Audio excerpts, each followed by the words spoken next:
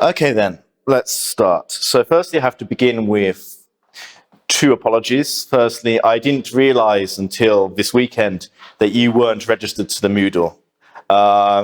Again, my apologies. Last year, everyone was automatically registered to the Moodle course from my students. I assumed it would be the same this year, clearly not. Okay, so I obviously don't expect you to have done the reading for today or for last week. If you have any problem with any of the internet resources I suggest, or please email me as soon as possible, okay? Because I can correct the mistake quite quick. I hope quite quickly. All right. So if there's ever a problem with accessing the Moodle, accessing any of the information resources related to this course, please tell me, okay? Just send me a message through SIS, through the Moodle, through email, and we can get it resolved and get it checked, okay? The second apology I have to make is I misinformed you last week with a mistake of my own. I told you that Ivan Turgenev was the first Russian author to win the Nobel Prize. In fact, Ivan Turgenev died before the Nobel Prize was even released. I got him confused with Ivan Bunin. He was the first Russian author to win the Nobel Prize.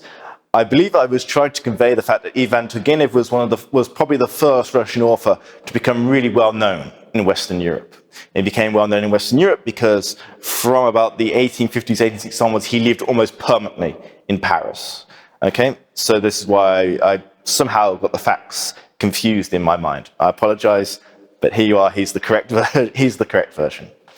And this, historians, we're not infallible. Sometimes we make mistakes. If you ever notice or see something you don't understand, please again put your hand up, ask a question, and hopefully we can get the issue sorted out. Okay?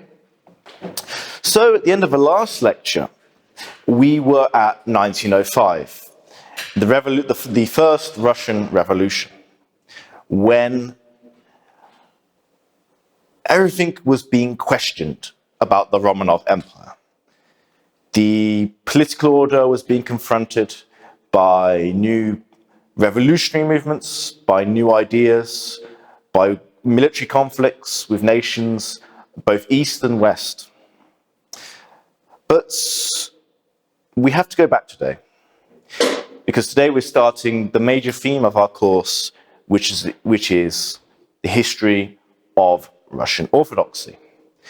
And the beginning of this subject really starts with the radical reforms made by Peter the Great at the end of the 17th and the beginning of the 18th century. So we're going back almost 200 years to a radically different time, a radically earlier time. Now today I'm going to try and do two different things. One is I want to introduce you to the context of Peter's Russia, and the history of the church coming up to the reforms that Peter made at the beginning of the 18th century. And Peter the Great's reforms of the church truly were transformative. They established the agenda for the next 2 centuries. They weren't abolished until 1917, when the Bolsheviks, when the February Revolution finally overthrew the Romanov regime. Okay? So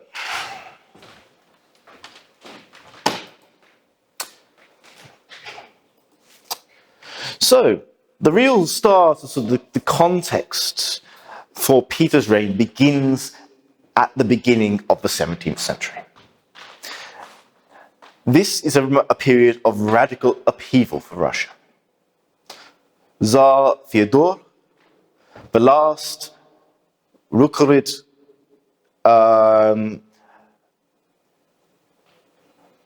family member, dies. The Rukhorids had ruled Russia since, primordial times. The founder of the dynasty was in fact quasi-mythological, and virtually all princes in the Russian lands had been Rukhoridi.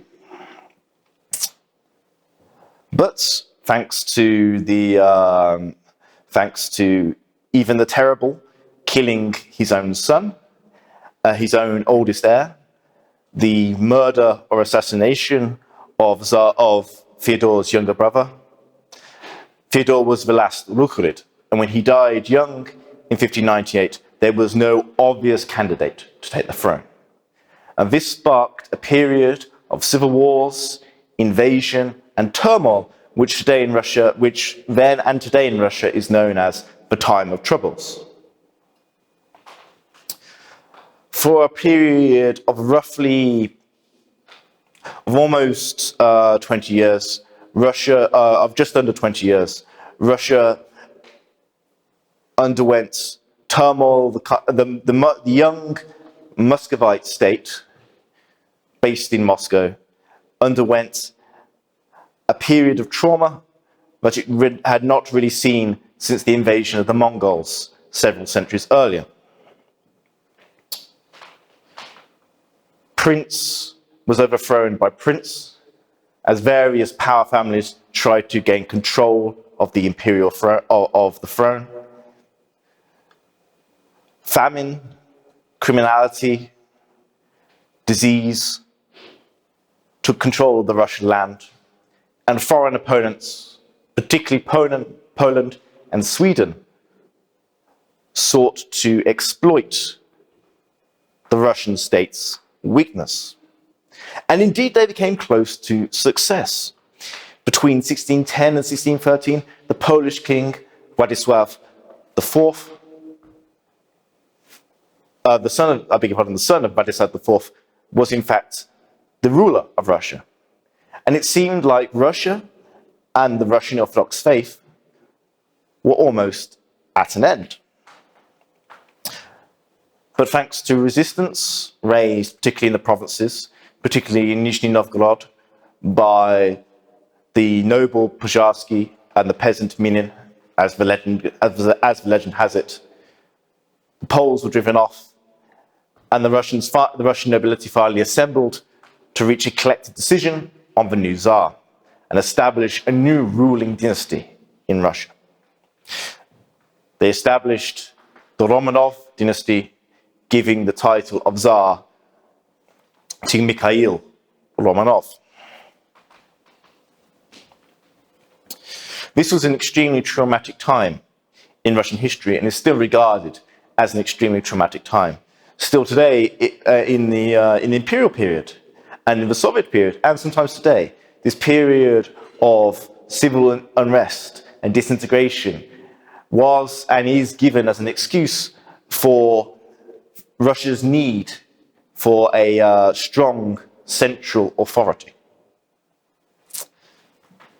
Now, the immediate consequences of this time was Russia, although it managed to come out with a still independence, now with a new royal household, the country had been devastated by a decade of warfare, a decade of famine, a decade of disease.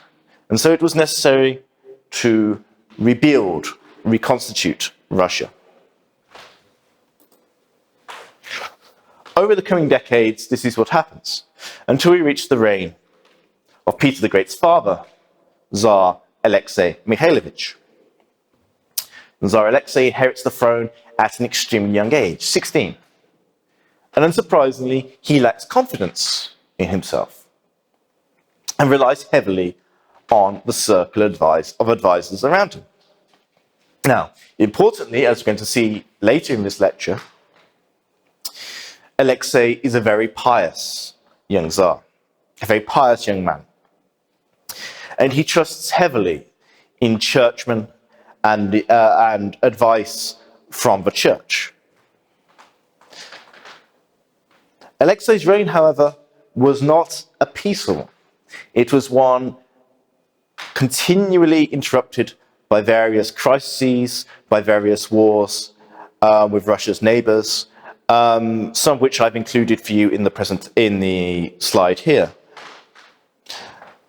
The 1648 Salt Riot in Moscow, 1652 Copper Riot, and perhaps most traumatically of all, the Stenka Razin uprising, a massive uprising, a massive rebellion of peasants, Cossacks, and other dissidents who create an army and pose a threat to Moscow itself. the major secular reform that takes place in Alexei's reign comes quite early. The 1649 law code, which in fact became the basis for imperial law later. Now, the 1649 law code contains many different provisions, but the one it is most renowned for is that it finally solidified the condition of serfdom. So you remember 2 weeks ago, I spent a lot of time discussing serfdom. Well, in 1649, under the new law code, this finally becomes a legal position. Prior to 1649, there had been some exits for peasants. For instance, until the end of the 16th century, it had been possible for peasants to change landowner on St. George's Day, on the 26th of November. They could, that one time in a year, they had the freedom to change. Well, from 1649, any escapes from serfdom were closed by the new law code. And this established serfdom as the predominant social condition of the majority of Russians, the peasantry, until the abolition of serfdom in 1861 by Alexander II. And of course, this was one of the reasons why popular revolt was so common in the reign of Alexei Mikhailovich. Resistance against the new oppressive conditions of serfdom. Now, other reasons include the fact that, globally speaking, on an international level, the world was going through a period of colding, of freezing. Temperatures dropped. Consequently, harvests. Russia, in Europe, in the Islamic states, in the Chinese Empire, were under threat. Hunger increased. Popular discontent rose. There were challenges across Europe to the social order, precisely because of changes to geographical factors.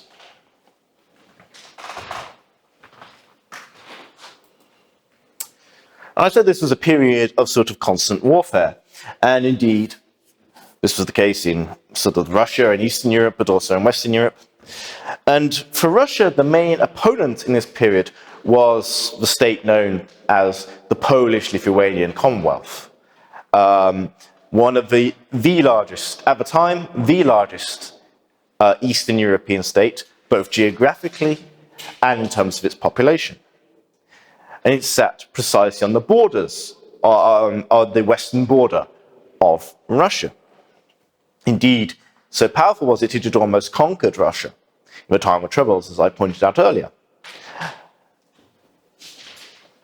And its military and its prestige were greatly enhanced, for instance, when they rode to the aid of the Austrian emperor, defeating the Turks at the gate of Vienna in 1682. In between Russia and Poland, Lithuania, sat what we would today call Ukraine, a loose coalition of Cossack states, Cossack meaning sort of mounted warriors, generally based in Kiev. And for most of the first half of the century, this proto-Ukrainian state was a satellite of the Polish-Lithuanian kings. Now, in 1654, Alexei launched another long war against Polish-Lithuania, during which he managed to conquer. Russia was rather successful, managing to take Smolensk, which had been a Polish-Lithuanian territory, and finally, Kiev.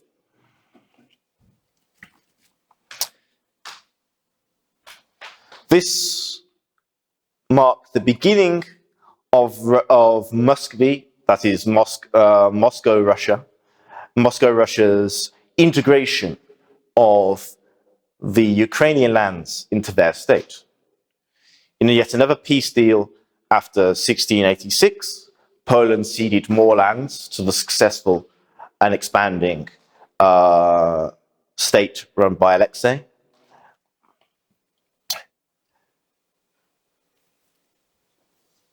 Now, although initially Russia with an agreement with the Ukrainian leader, the so-called hetman, the leader of the Cossacks, the Russians came to a deal which preserved Ukrainian autonomy and Ukrainian institutions. These were gradually eroded over the course of the 18th century. However, in the context of the late 17th century, Ukraine essentially transferred from being a Polish satellite state into being a Russian satellite state, with the hetman increasingly appointed, or his appointment being guaranteed by the Russian Tsar in Moscow. This is an important development for church history, as I will show you later in the lecture. Here is a map, by the way. So you can see here basically are the territories which go to Russia throughout these periods of wars. And if you're interested in your own sort of regional history, these go to Sweden, of course.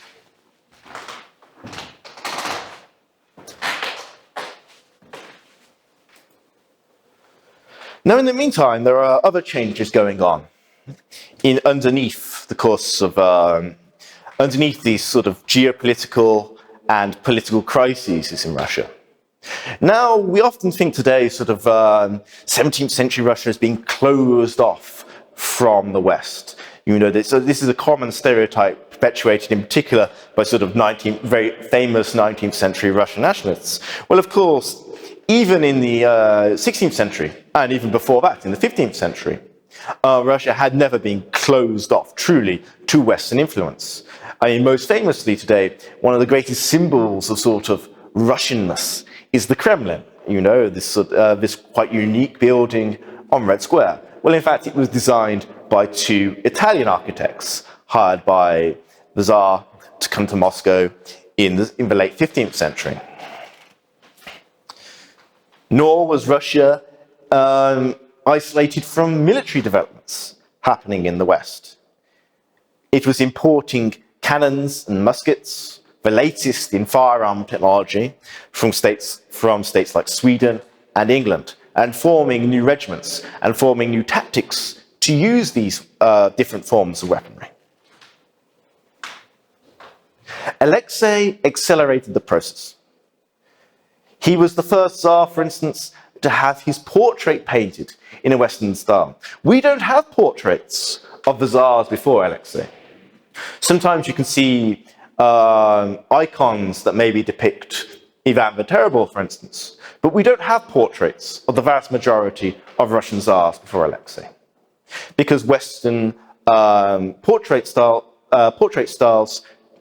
painting, did not exist in Russia. Alexei brings that in. The first plays, secular plays, are performed in Moscow under Alexei. And most fundamentally, Alexei begins to fundamentally reform the Russian army. The Russian army before, just very briefly, because we don't have time to go into it in any depth, but the Russian army had mostly been horse archers, the people who can deal with steppe raiders, raiders from the Crimea and other parts of Asia, who typically rode horses and fired bows and arrows. Alexei starts to form new model regiments based on European models of warfare, in order to maximize the firing of muskets and cannons, moving in large groups, forming strictly organized lines with the strong enforcement of discipline and regimentation.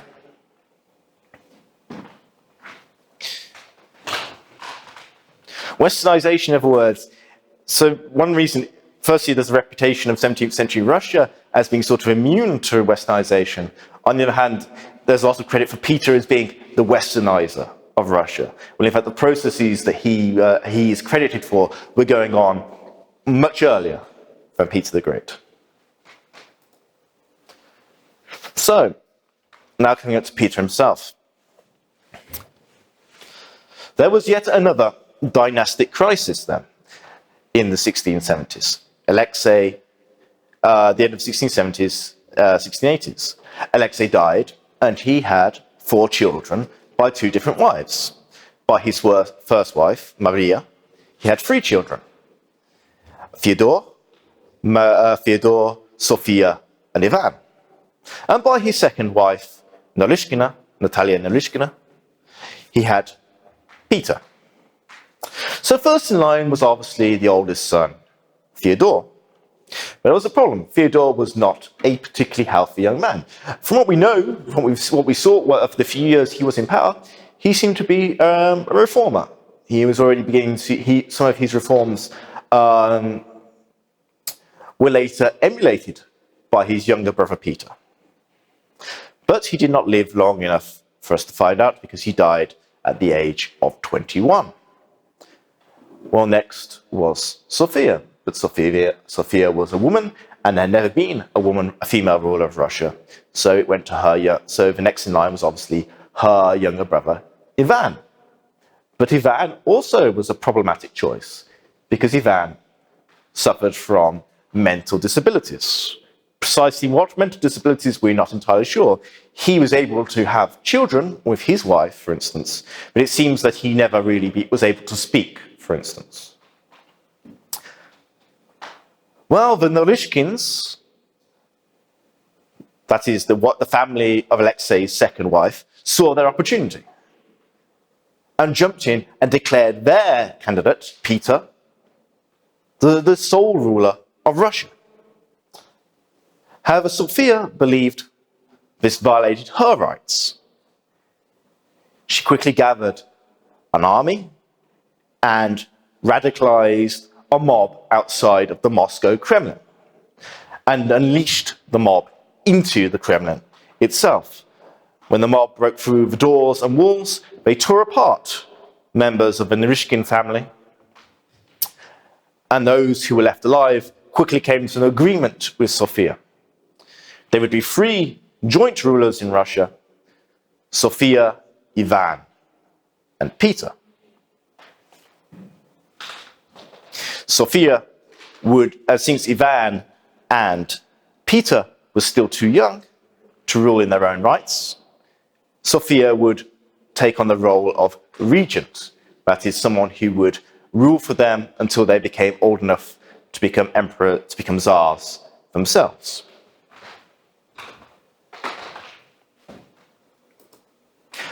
Here's a family tree, by the way. In case you find that confusing, you can see here the various lines of descent. I've put this onto the Moodle, by the way, for your reference. So if ever you need, you can print it out. You can bring it to lectures. If ever you get confused, precisely as sort of and the one on the Moodle is the full version, so it has all the way down to Nicholas II. So you can see precisely who can claim what. But as we can see, Sophia, Fyodor, and Ivan, and then over here, Peter. So what was Peter the Great then like as a child? Well, to a considerable extent, he was quite different from many sort of the young royal children that had grown up in Russia before. He took a great pleasure in frequenting what was then called the Nemetskaya Sloboda, the German quarter, literally meaning basically the foreigners' quarter of Moscow, where all these new people that Alexei was hiring as part of his westernization drives were living. He met there soldiers, scientists, engineers, various different people. So, for instance, one of his childhood friends when growing up was the Scottish general Patrick Gordon. Another was Franz Lefort, a Swiss general. And even today, one of the districts in Moscow is named Lefortovo, after this Swiss favorite of Peter. And they, of course, introduced him to sort of the latest developments from the West, things like telescopes, new naval technologies, books containing Western knowledge, and so on and so forth.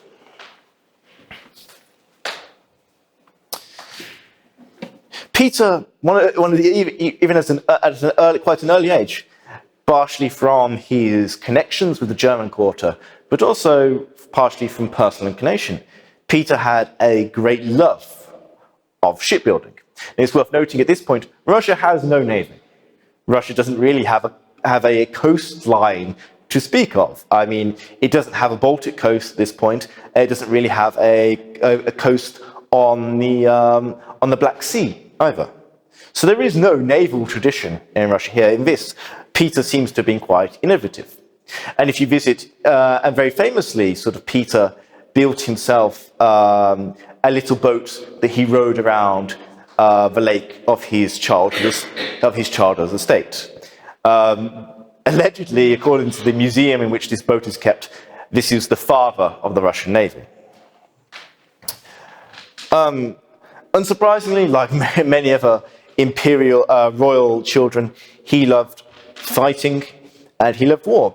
And he would organize on his estates sort of mock battles with the other children, with children of nobility coming to serve as generals and soldiers. And these mock battles, by the way, I use the word mock very lightly. I mean, they were firing quite real bullets, generally not aiming at each other, and people did die in these sort of childhood mock battles. Okay, but the core of these little regiments, these sort of childhood play regiments he founded, actually later became the core of his guard regiments, therefore the core of his army command.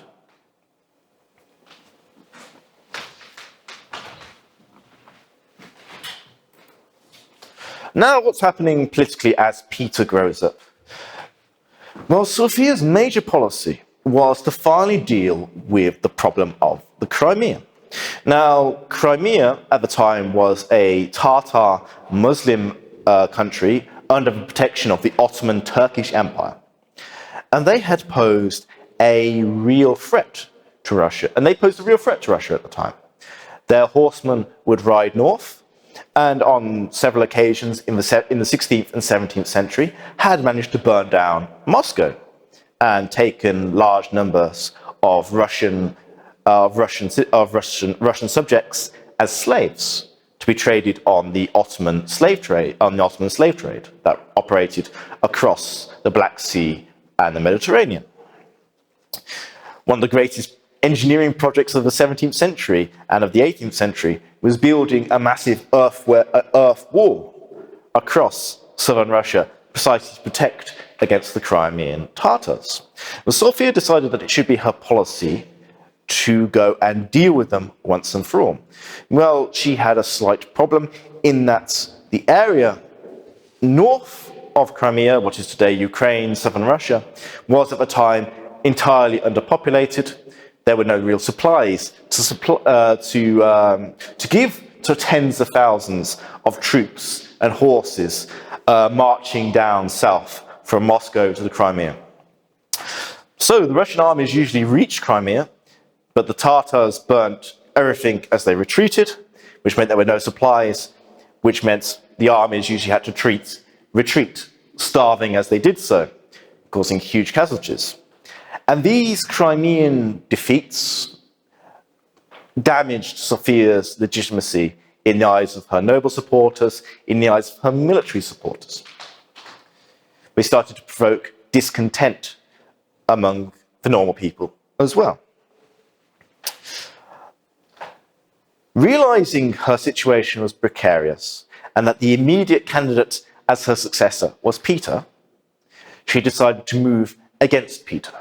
However, he was fortunate in that he had informers within Sophia's court, and particularly within the army, who informed him of the need to get out of Moscow as quickly as possible. And so he rode out to the loyal Trinity Sergius monastery, just today very close to Moscow, but then still a fairly distant settlement. And there he gathered his own troops in preparation to defeat his half-sister. Sophia, knowing that largely the situation was hopeless, as officer after officer, general after general defected to join Peter, decided to negotiate to save her own life and the life of her families. Peter agreed, so long as Sophia retired to a monastery, became a nun, and therefore renounced all claims to the royal title, she would be left alive and her family would be left alive.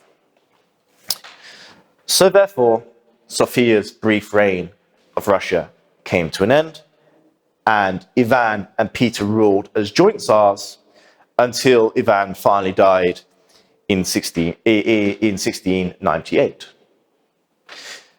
As far as we know, by the way, that Peter seems to have loved his brother very much, the mentally disabled Ivan. He certainly seems to have taken care of him and to have provided for Ivan's children, which became an important factor, the children became an important factor in later 18th century dynastic politics. So now, Peter as a man. Physically speaking, he must have looked incredibly strange, especially in the late 17th century. He was 203 centimeters tall.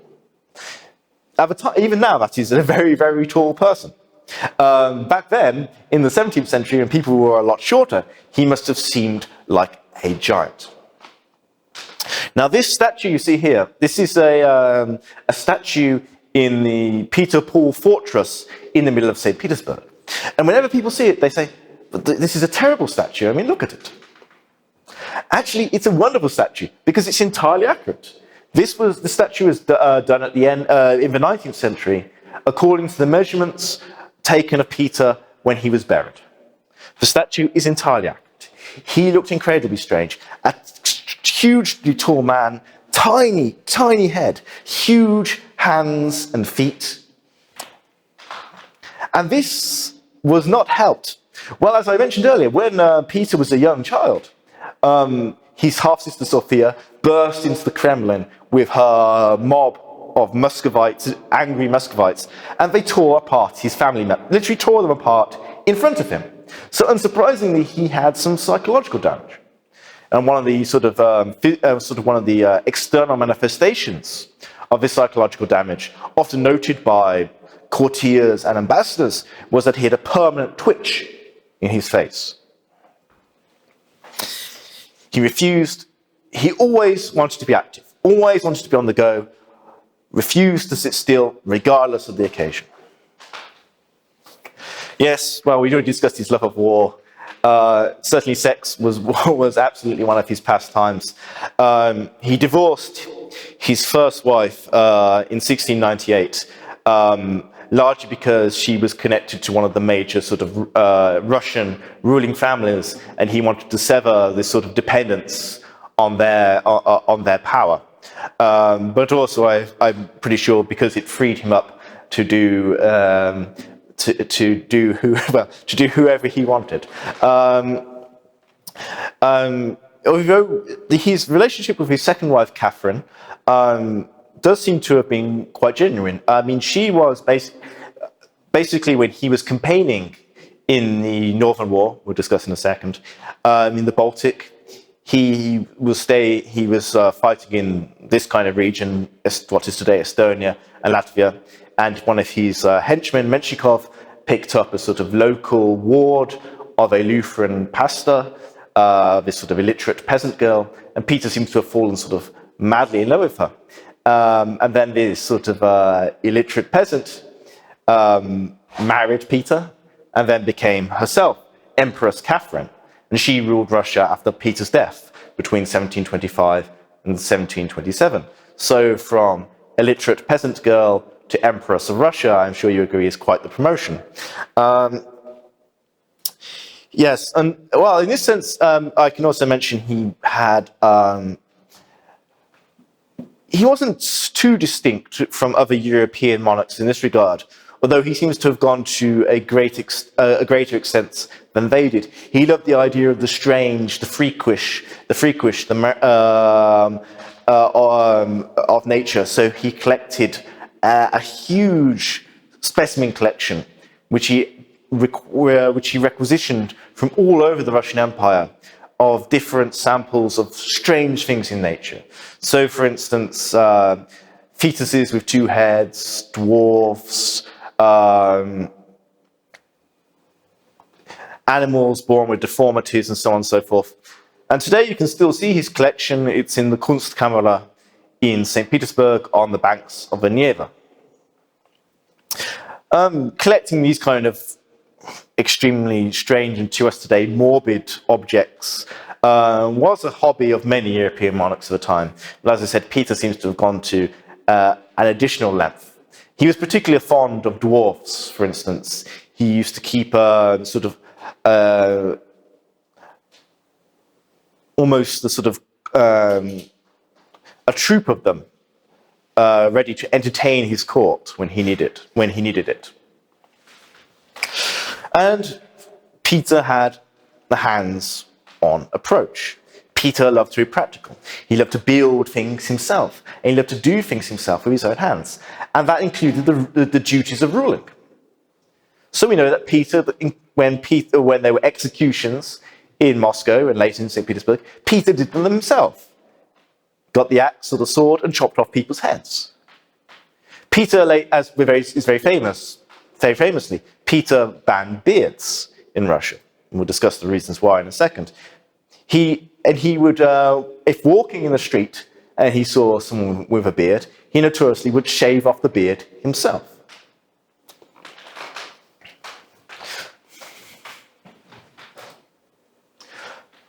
Well, I've already told you that Peter was a lover of things Western from his time in the German quarter of Moscow, and about just under 10 years after he'd seized power from Sofia, he did something radical, enormously radical for a Russian emperor, for a Russian Tsar.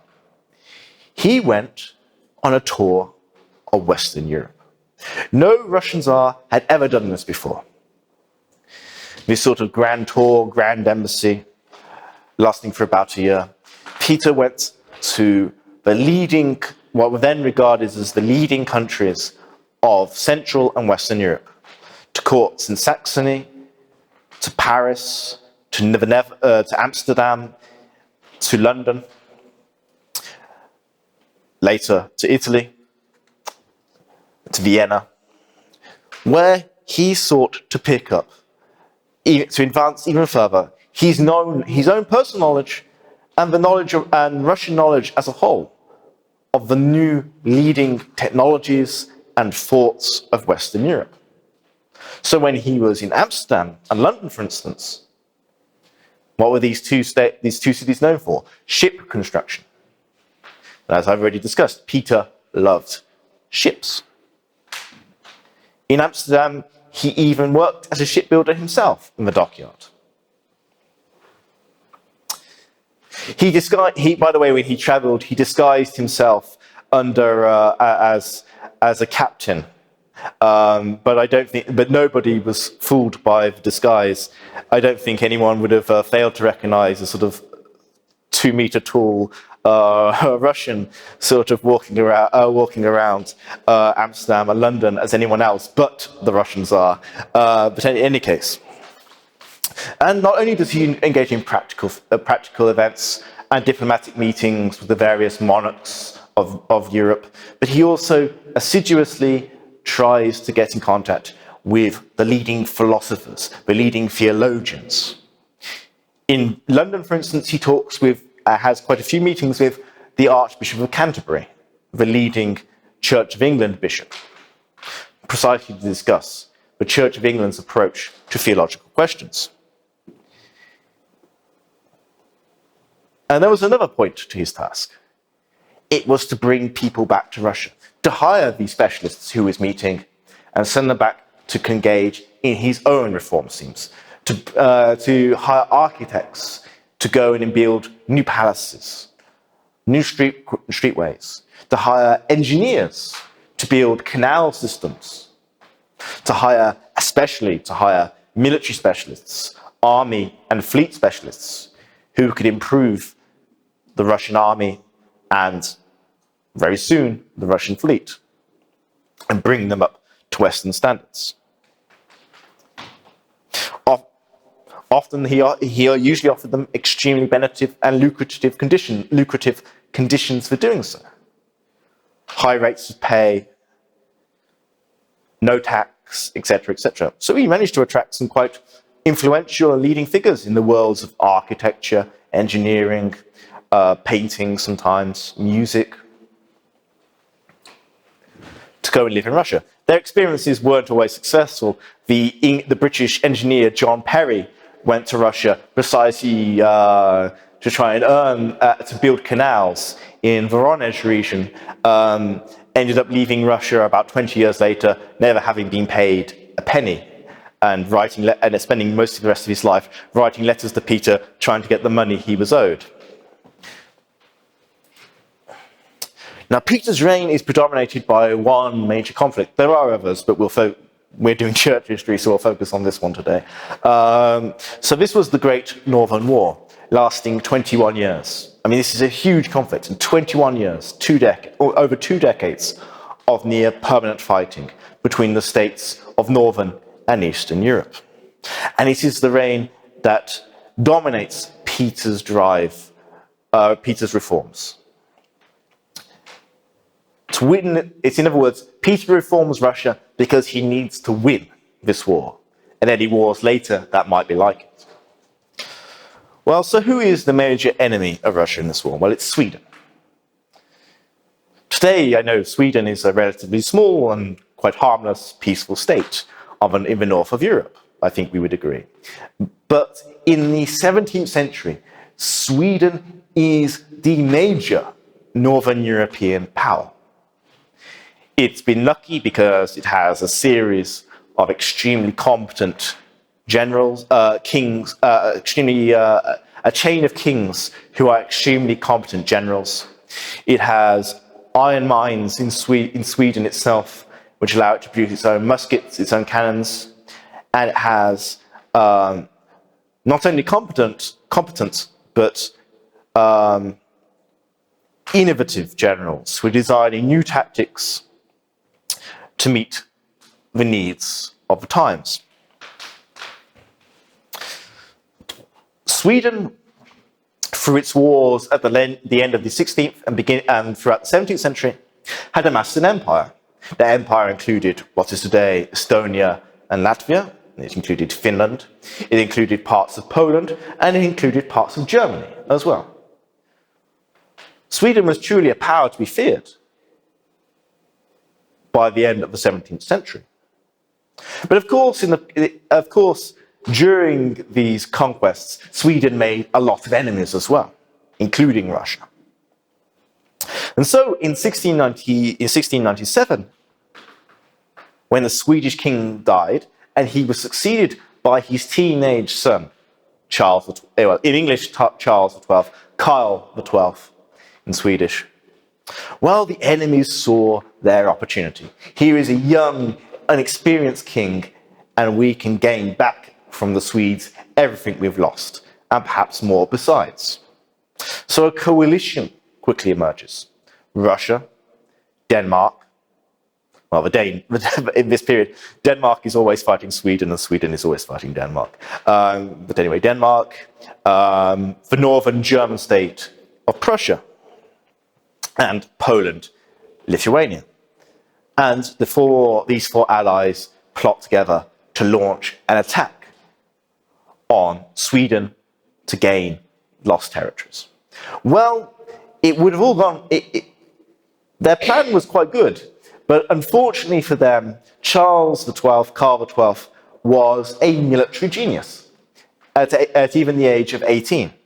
He, immediately after the declaration of war, he launches an attack on the Danes, knocks them out completely from the war, then marches into Poland. Through Poland, he goes to Narva, here in Estonia, where he fights an extremely successful battle against Peter's new army, Peter's new westernized army, in 1701. By the way, I should say, just to give you a brief background of this battle. Basically, there was something like, there was a very small Swedish fort attacking a a much larger Russian force in a fortress. They attacked in a snowstorm, and the Swedes still managed to win and drove the Russians back, with very few losses on their side. The French general who was in charge of the Russian forces went into shock because it was such an unexpected defeat. But that was when, in this battle, this is where Charles makes his first mistake. Rather than pursuing the retreating Russians to Moscow and knocking them out of the war, he turns to Poland and decides he wants to get involved in an emerging civil war in Poland, which is an extremely complicated conflict that bogs his forces down for several years. 1700, I'm sorry, for Narva, by the way, the Battle of Narva, not 1701, 1700. And in the intervening years between Narva and Poltava, Peter is able to rebuild his armies and once again start to pose a challenge to the Swedes. He starts one of his first targets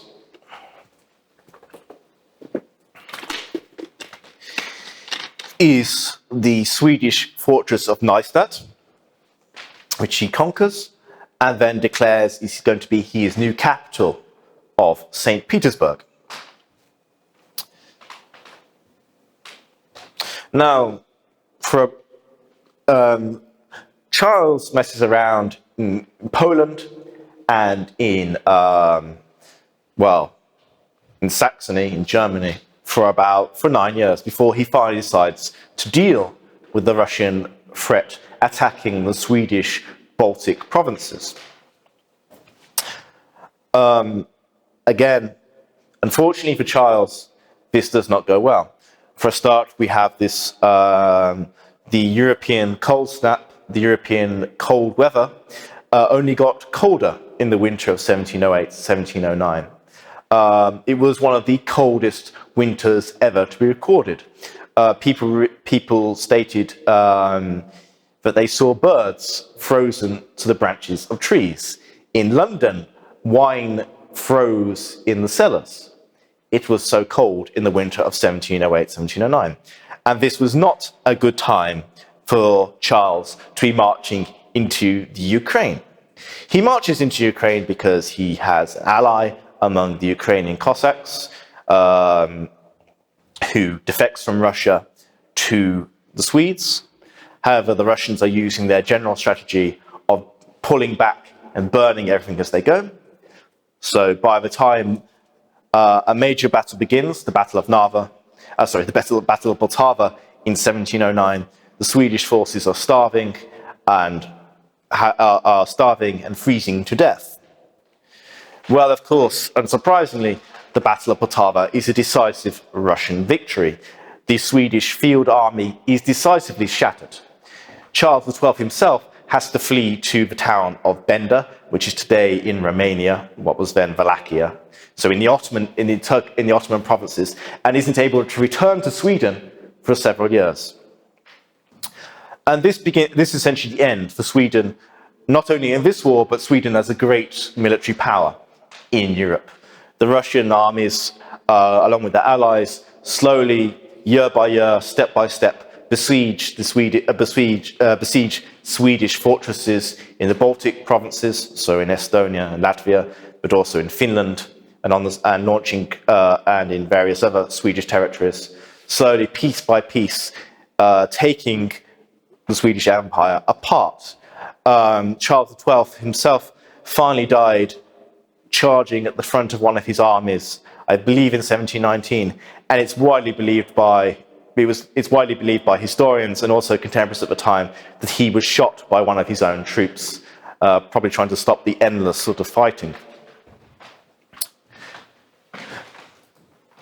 And what that means, then, is that by 1721, Russia has truly arrived on the European scene as a great power. It has defeated Sweden, it has conquered the Baltic states and incorporated them in their armies. Poland, Lithuania, another once great power, is now dependent on the power of the Russian army.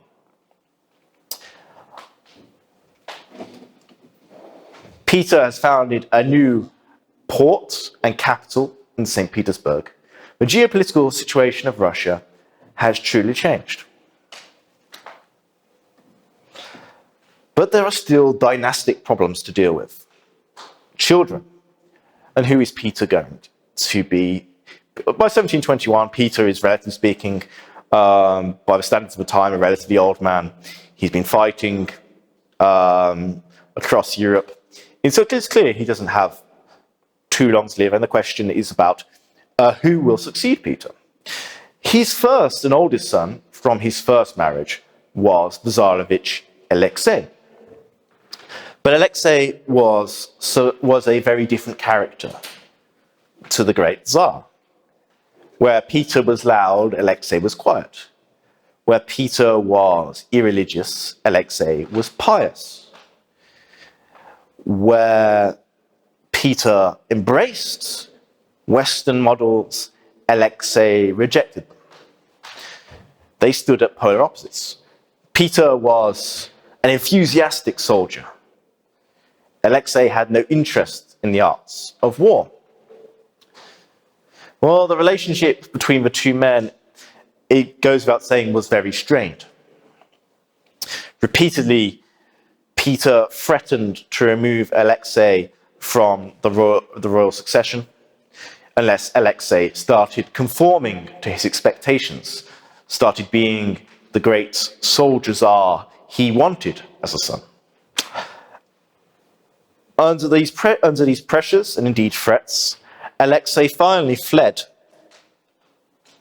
Russia in 1716, going to the southern Italian state of Naples. After this caused not only a major domestic crisis, but a major diplomatic crisis, as the various powers in control of Naples tried to extract Alexei in order to appease his father. Eventually, thanks to an embassy sent by Peter, who guaranteed Alexei his safety, the young man decided to return home. However, as soon as he crossed into Russian territory, he was swiftly arrested and taken to St. Petersburg, where he was placed in prison and repeatedly tortured. Finally, one night, the torture proved too intense, and he was essentially beaten to death. Essentially, the reason this crisis is more than simply a sort of a terrible family tragedy, an example of the brutality of Peter the Great, is that around Alexei had gathered numerous opponents of Peter the Great's reforms. And when Alexei finally fled Russia, it exposed all of his supporters to Peter the Great's wrath. And the one thing you did not want to happen to you was to be the focus of Peter's anger. Most of the supporters, including members of the church, were rapidly tortured and executed.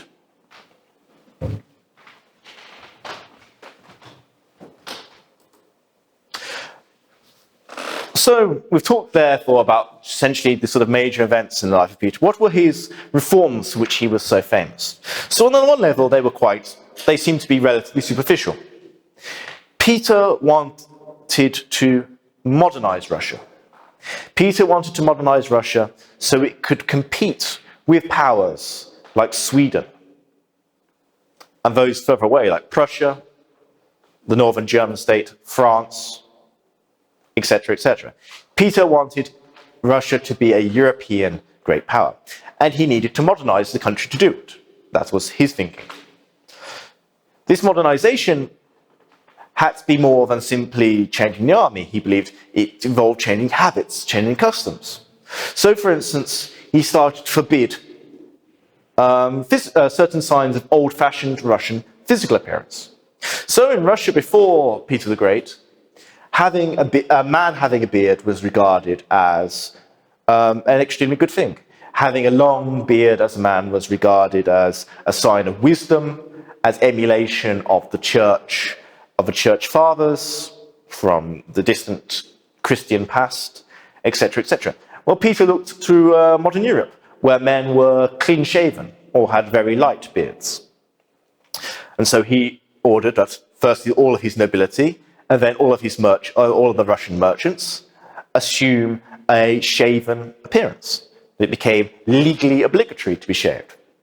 He told his nobles to abandon, this is, by the way, the picture, this is a peasant Lubok from some point in the 18th century, depicting precisely sort of a barber attacking a merchant's beards on the orders of Peter the Great. And he ordered his nobility to start wearing European standards of dress. He started to throw, he also ordered women to abandon traditional Russian clothing and go into modern European dresses, etc., etc. For his nobles, he started to hold obligatory European-style balls with the latest in European Baroque musical accompaniments. He ordered his nobles to build stone palaces in St. Petersburg and to live in them at great personal expense to the nobles involved, etc., etc. So there was this on this superficial level, a sort of emulation of versions of European experience. But in some ways, the old Russian patterns continued, are the patterns of arbitrary and obligatory service. Previously, nobles in Russia, aristocrats, had been required to fight and serve only when the Tsar required it. Well, now, service was obligatory for nobles. You had to serve from your teenage years until about the age of until your 50s or 60s, if you were a noble man. You had to serve in the army, you had to serve in the bureaucracy, but in some way you had to serve. There was no other option for you.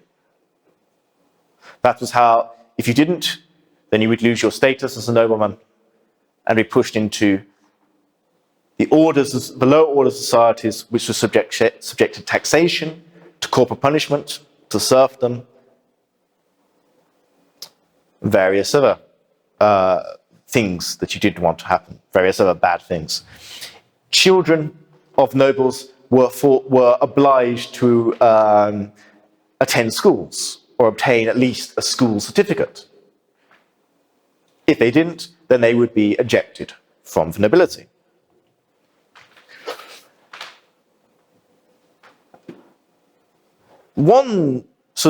Today it sort of on the surface looks meritocratic.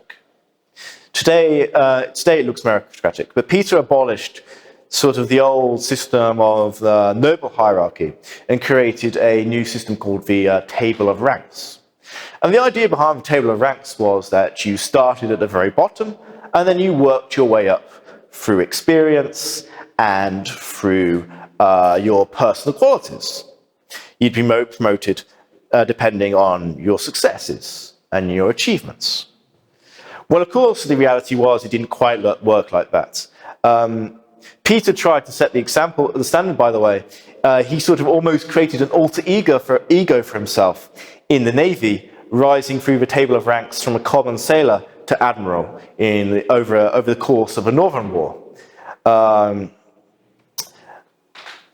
try and set an example. But of course, wealth, land still had an impact. So, for instance, nobles would put their sons at a very young age into the army regiments, which meant by the time they became adults, they will have already risen through the table of ranks by seniority to quite a high level. So this meritocratic idea never came to fruition, really. Basically, the people who would continue to dominate the Russian political scene were still the same people who dominated before Peter, to a large extent.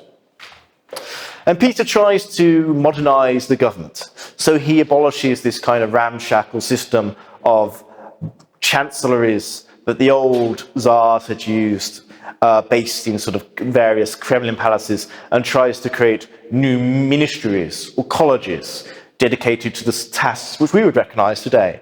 Places like a foreign office, a foreign ministry, or a home ministry, or an economics ministry. He essentially tries to rationalize government, to divide tasks based on area.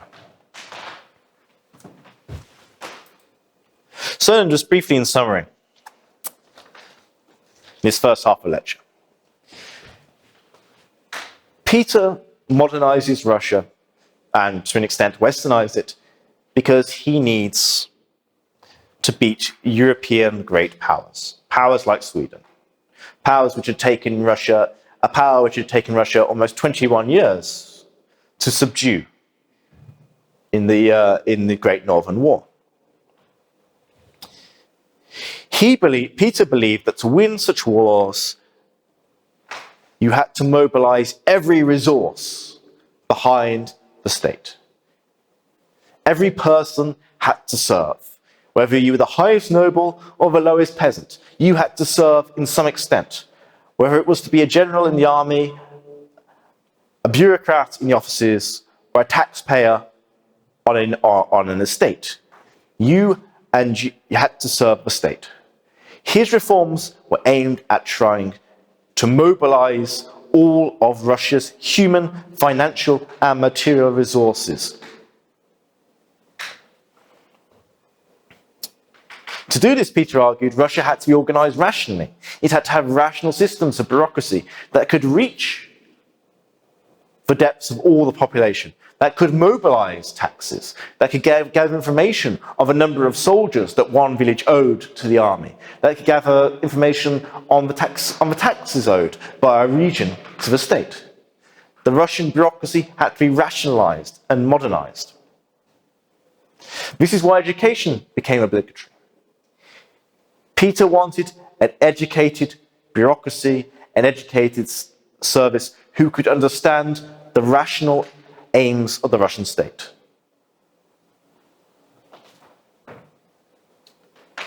Unsurprising, therefore, anything that stank of old Russia being before Peter, pre-Petrine Russia, to him was a symbol of irrationality, a symbol of backwardness, a symbol of superstition and ignorance,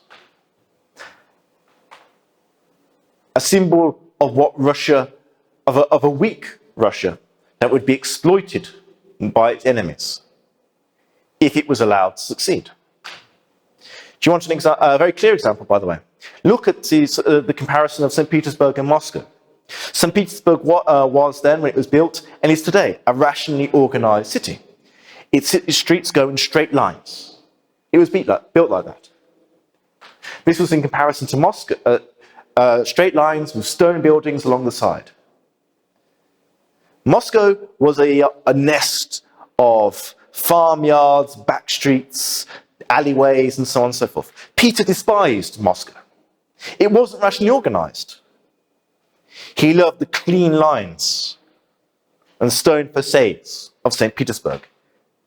It represented to him everything that was modern, everything advanced, everything that Russia could be, if only it became a rational, organized state that forgot its so-called superstition, irrationality, and backwardness.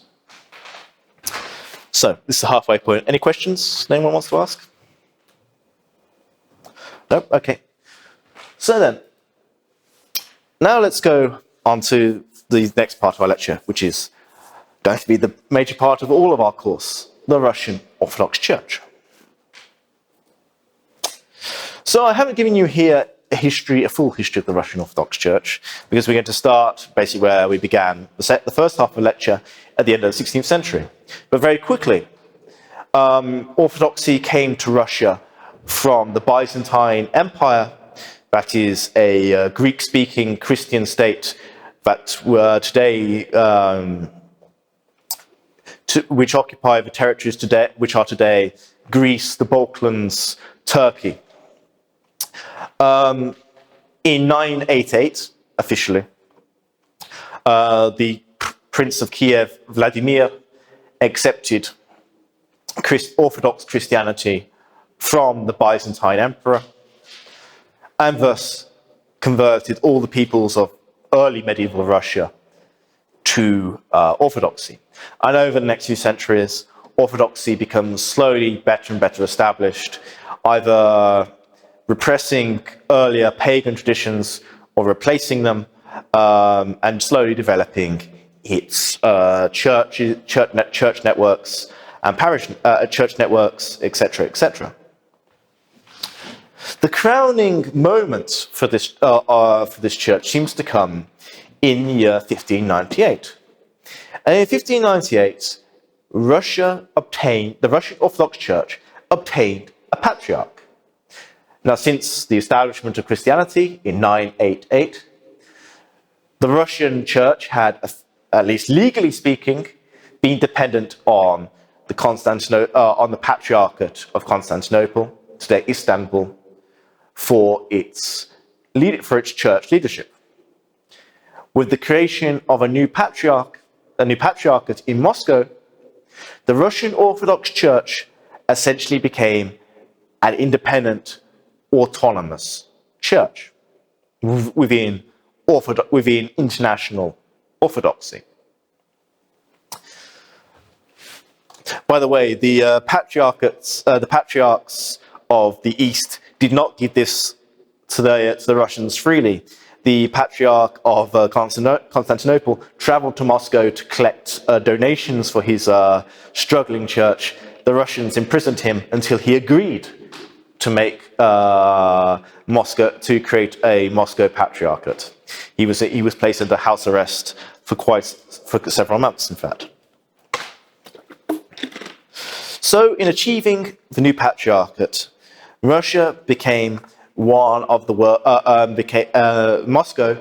a prestigious capital of the independent Orthodox Church. Legally and practically, it was independent.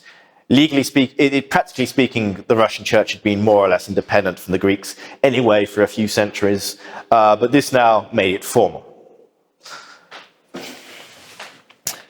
Well, the next major point comes just after the establishment of the Romanov house as the new imperial dynasty, of the new Tsarist dynasty of Russia. Mikhail, who was the new Tsar in 1613, his father had earlier launched his own effort to become Tsar, and he had failed. And so his enemies had forced him to become a monk.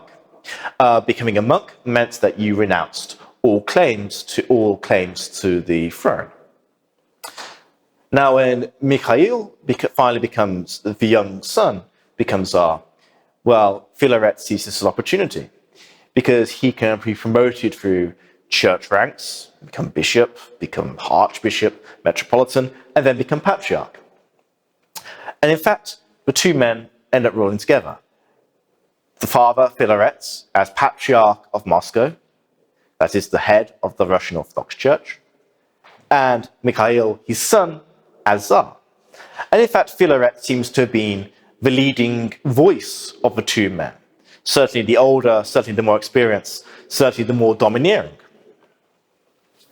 And indeed, Philaret claimed a title which traditionally had been reserved only for the Tsar himself, the title of Great Sovereign, Veliki Gasudar. And using his position as Patriarch, and also as the father of the Tsar, Philaret unsurprisingly expands both his own position as Patriarch and the position of the Russian Orthodox Church as a whole, bringing in masses of land, masses of wealth into the Church's control. As Patriarch, he personally rules over 110,000 peasants situated on his own lands. And now he's got all these 110,000 peasants, a huge population at the time. He starts to develop the institutions of his office, the institutions of the Patriarchate, to administer, to rule this new population group. The Russian Orthodox Church, in other words, is beginning to modernize and institutionalize, thanks to Philaret's assembly of land, riches, and his use of political power.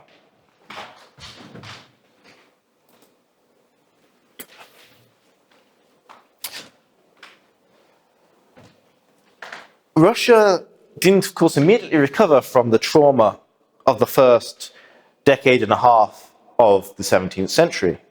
The destruction and the losses to enemy forces continue to have both a material and a psychological effect on many Russians, particularly on Russian Orthodox churchmen.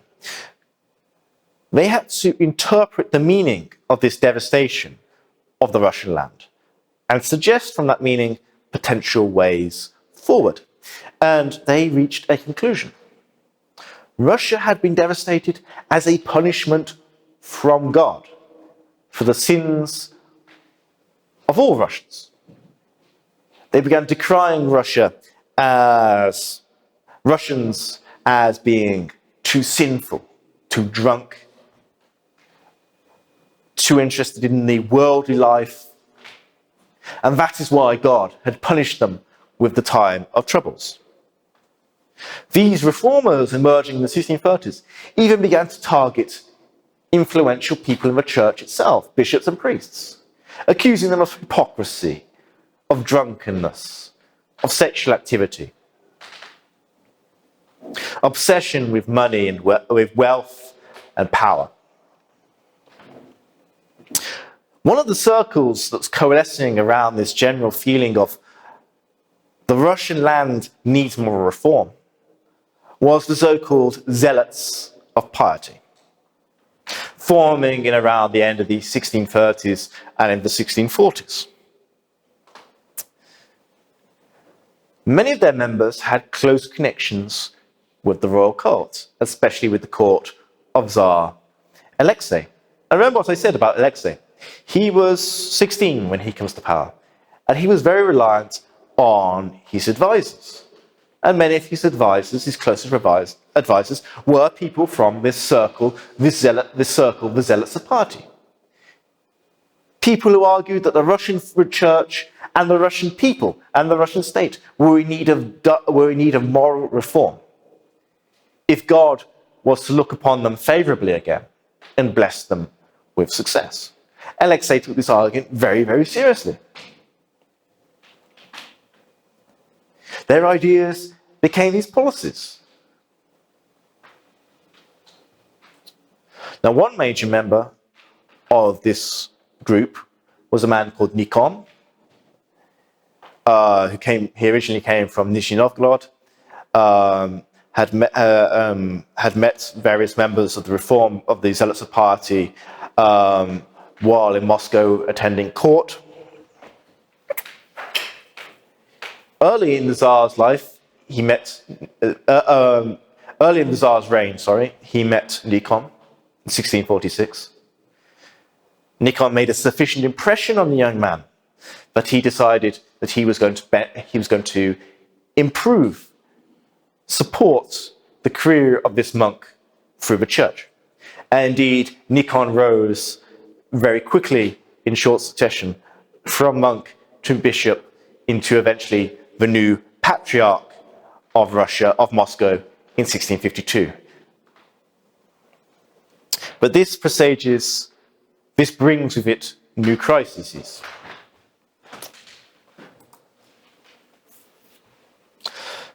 One of the major ideas for dealing with this moral problem was returning to the roots of Russia's moral problems, was returning to the roots of Christianity by restoring the purity of the original Christian teachings, of the original Christian behaviors, and indeed original Christian rituals. So Nikon started to compare, with the help of many of the learned priests and monks in Moscow, to compare Russian rituals with Greek ones. Well, I've already said, Russian Christianity came originally from Greece. So technically, if you compared the two, then you could see that whether any changes, innovations, maybe corruptions, had entered the Russian rituals in the centuries since Russia had accepted Christianity from Greece, from Byzantium, more technically speaking. And indeed, when they did this comparison, when they bought texts from Greece and from the West, they saw that there was a difference. The Greeks had different rituals. The Greek Orthodox had different rituals from the Russian Orthodox. This was a troubling thought. If the Greeks had the older version of Christianity, then some kind of corruptions must have entered into Russian Christianity, into our rituals, in our practices, our behaviors, and maybe therefore our beliefs. And so, with Nikon leading the way, supported by Tsar Alexei, the Russian Church began to change its books, some of its rituals, to make them conform with Greek standards. However, things did not go well. A lot of Nikon and Alexei's former friends in the Zealots of Party rejected the changes. They said Russia was emulating a foreign group. They charged Nikon and Alexei with heresy for changing the rituals. And thus begins what is known as the Old Believer Schism, when a group of Russians who rejected the ritual changes of Nikon broke away from the Orthodox Church. This was not, by the end of the 17th century, a small group. It's estimated about 20% of the Russian population were old believers who rejected the reforms of Nikon. This is a major crisis in the Russian Orthodox Church. Now, don't be too concerned if I haven't discussed in detail about this ritual changes. I do have a lecture later in the course dedicated to the old believers. I think, personally, I find it a very interesting subject. And here in Estonia, by the way, if you didn't know, you have old believers not very far from here, communities on Lake Pepsi. Yes. So we'll discuss them at a greater detail later. Well, but then Nikon himself started to cause a bit of a problem for Alexei. Nikon, like his predecessor Philaret, started to insist that he be called Great Sovereign, Veliki Gasudar. He started to act like he was the co-ruler of Russia, and not the Patriarch. Increasingly, conflicts emerged between Alexei and Nikon over who it was who ruled Russia. Alexei, by the way, one of the things that accentuated Nikon's arrogance, Alexei was away fighting the war against Poland and Lithuania, which allowed Nikon to take over domestic policy while Alexei was away. Well, in 1658, things finally came to a head. There was a heated argument between Alexei and Nikon over precisely over the issue of who it was, the order of precedence. Who was more important in Russia, the Patriarch or the Tsar? And in protest at Alexei's position, Nikon marched into the main cathedral of the Kremlin, dressed in his full patriarchal robes, with his patriarchal staff and patriarchal crown, and threw them off in the middle of the service, and then marched out, effectively resigning his position in the most public method possible. Well, he might have hoped that the Tsar's movement would be to back down, to refuse to accept his resignation, but Alexei didn't do that. And when Alexei called a church council in 1666 to confirm the ritual reforms that he'd begun in the 1650s, that church council also convicted Nikon of crimes against the state. Nikon was ended up being imprisoned for most of the remainder of his life, simply only being allowed to return out of his monastery prison to return to Moscow in 1681. So, in other words, he was imprisoned between 1666 and 1681. So here we have a major instance, by the way, of a conflict between church and state, with Nikon attempting to assume power, attempting to not take over, but attempting to assume predominance, asserting that the church, as the realm of Christ, had a greater claim to the rule of Russia than the Tsar, the ruler of the earthly realm. And we can see that in this instance, it is conclusively the Tsar that emerges as the victor. Nikon is imprisoned, and released only just before his death.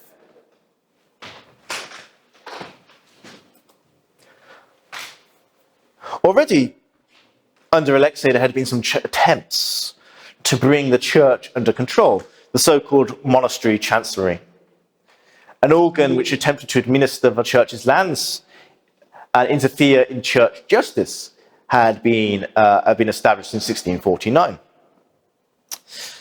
This violated the earlier system, where the patriarch essentially functioned as the head of all churchmen and all church lands. So if a crime happened on church lands or was done by a churchman, then it was tried in the courts of the church rather than in secular courts.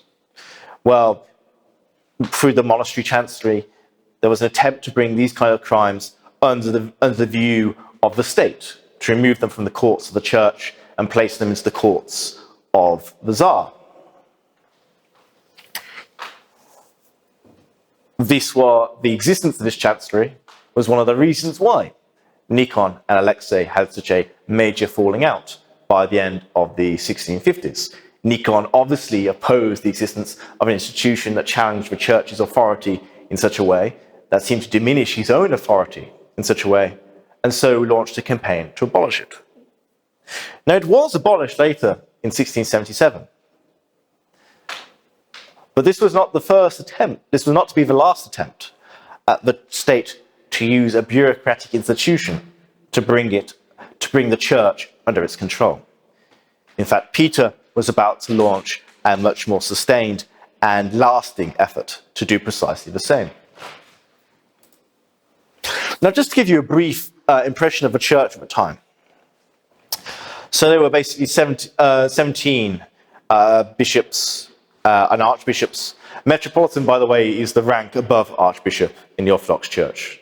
So you have patriarch, metropolitan, archbishop, bishop, okay? So there were 17 in the Russia before Peter the Great. Now, these bishops aren't what you sort of associate with bishops today. They're not sort of kind, fatherly figures. They're immensely rich and powerful, landed, well, almost aristocrats. I've given you here the example of the Metropolitan of Rostov, who owns just over 4,000 peasant households. This made him the fourth or fifth richest person in Russia. And remember, I talked in 1649, the law code made serfdom, established serfdom on all lands. These people weren't free peasants, they were serfs. They were owned essentially by the church. And because they were not just heads of a church bureaucracy, not just the spiritual fathers of their diocese and in charge of the clergymen, but also because they were landlords, people who ruled immense territories, controlled large amounts of wealth. They were also people who had to get involved in the sort of day-to-day running, the day-to-day injustices that one would expect in 17th century Russia. They went around their land, they collected rent or free labor from their peasants. And of course, this meant there were tensions between the bishops and their peasants. Tensions produced revolts and riots. Revolts and riots produced repressions. Bishops were notorious in the 17th century in repeated cases for their exploitation of the peasants who occupied their lands. We have numerous cases of revolts, petitions, complaints breaking out because bishops heavily exploited for territories in order to build up their own wealth and the wealth of their own wealth at the sake of the people they were supposed to be the spiritual fathers of. The repressions they launched against any peasants who revolted were extraordinarily violent. Sometimes the state, the Tsar, might intervene, but usually the Tsar tended to rely on the bishops as figures of his own authority in the countryside.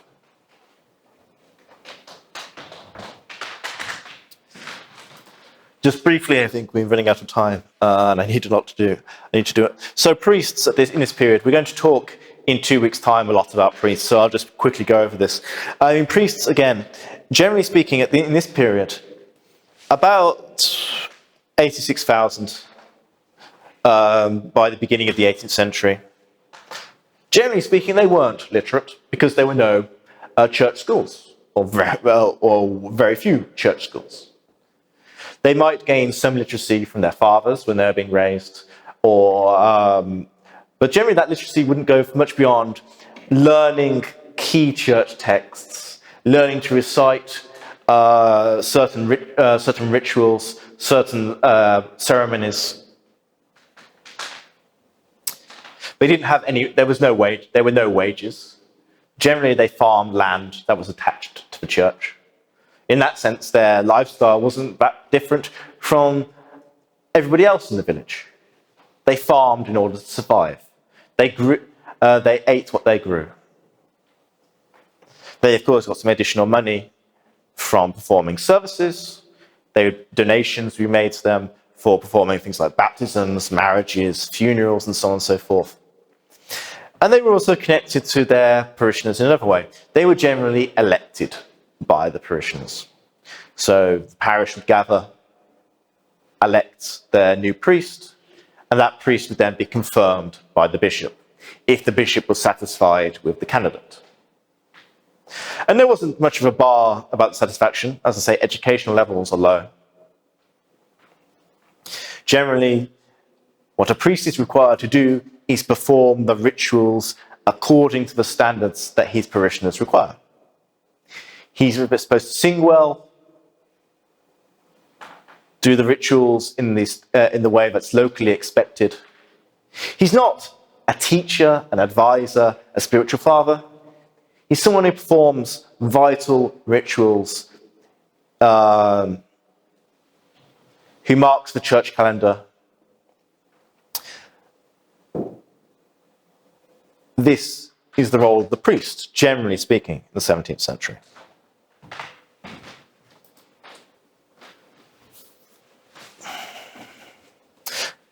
Now, the monasteries and convents of Russia, so I know monasteries, by the way, male institutions, convents, female, okay? A student of mine commented last year that there's no distinction in Estonian, so we'll make that very clear. Monasteries, male, convents, female, okay? We're going to be talking about them a lot, so keep it in mind.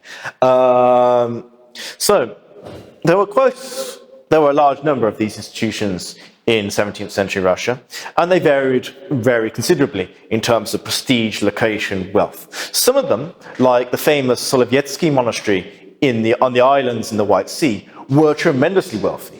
In fact, Solovetsky ran virtually the entirety of the Russian North's economy. Solovetsky was a tremendous player in the salt mining industry. By the way, the name Solovetsky comes from the Russian sol, so for salt. And again, these tremendously wealthy monasteries and convents would essentially run estates containing perhaps hundreds of peasant households, making them, again, extremely powerful political players. Some of them would house the former princesses of the royal family, for instance, when it was decided to retire them, or other important or prestigious individuals. Others, of course, could be tiny, small, and poor isolated on borders. Others might function as military outposts, especially in areas like Siberia and the Russian south, where they were often designed to be able to withstand sort of attacks from other peoples, such as Siberian natives, etc. And they could operate as troop outposts.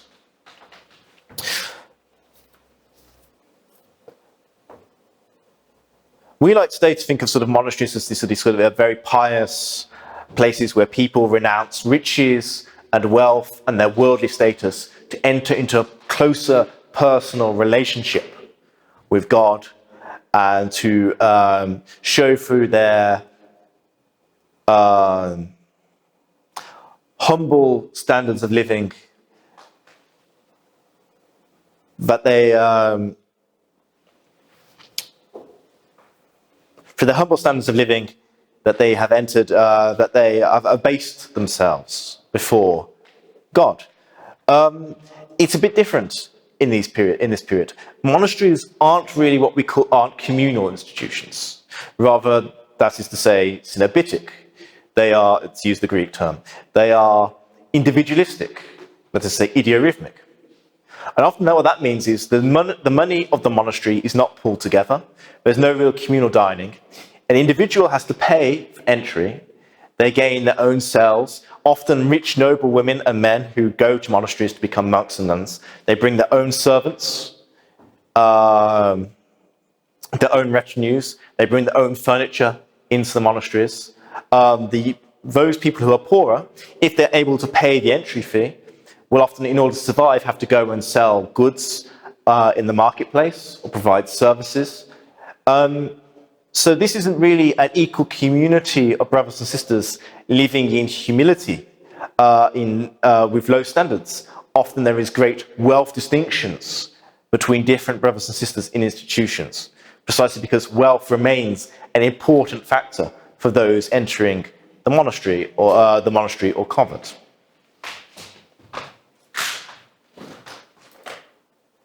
Now, I mentioned earlier this idea of the Ukrainian.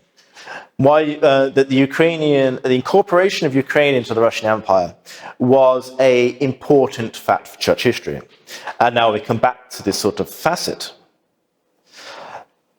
The Orthodox Church of the Orthodox Metropolitanate of Kiev had been essentially independent of Moscow for several centuries before the establishment of the Moscow Patriarchate, and remained so into the 17th century. For all intents and purposes, the proto-Ukrainian state had its own Orthodox Church, although legally speaking, it was still dependent on Constantinople.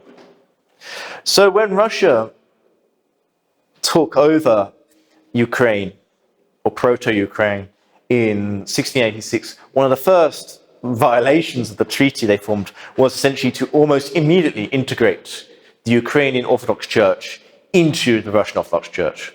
Kiev lost its status as an independent metropolitanate and became subordinated to Moscow almost immediately. But this was important for the Russian Church itself, because the Ukrainian Church had long been populated by a different sort of churchmen than the ones predominating in Russia. Because Ukraine had been a satellite state of Poland-Lithuania, many of its Orthodox churchmen had encountered the new educational standards becoming available in the Catholic world. Some of the leaders even went to Rome and to other Italian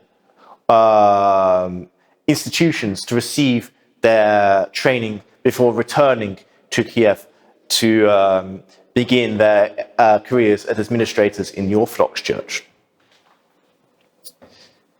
In the middle of the 17th century, Metropolitan Pyotr Mogilev, the most important Ukrainian churchman of this period, essentially revolutionized the Ukrainian church, establishing, for instance, a new church university in Kiev in the middle 1650s and rewriting several key Orthodox texts of religious instruction. When, therefore, the Russian Orthodox Church integrates the Ukrainian Orthodox Church into it, it gains these new Ukrainian Orthodox churchmen who've gained education in places like Italy or other Catholic institutions, and who bring with them new styles, new expectations, new ways of administration. Unsurprisingly, by the way, of course, these are precisely the men that Peter wants in his church, to be running his church. These are precisely the kind of men he likes. They've been to the West, made them educated in the West. They have open minds to develop, to new developments in the West. They seem a world apart from the traditional closed-minded Russian Orthodox bishop, which Peter detested. And that reason, therefore, Peter and Peter's successors appointed Ukrainian bishops relentlessly as members of the Russian Orthodox Church. The Russian Orthodox episcopate was dominated by Ukrainians until the middle of the 18th century, and even then still had a large number of Ukrainians among us. Okay. I think we'll skip that today. So, what about then precisely Peter and the church? I've given you a hint, clue, just in sort of my last comments. Well, for a start, Peter had a very bad relationship with the two patriarchs of the Russian Orthodox Church that he met, Joachim and Adrian. Joachim had basically suspected Westerners in Moscow of heresy, and had basically tried to remove a lot of the Westerners in Tsars in Peter's circle.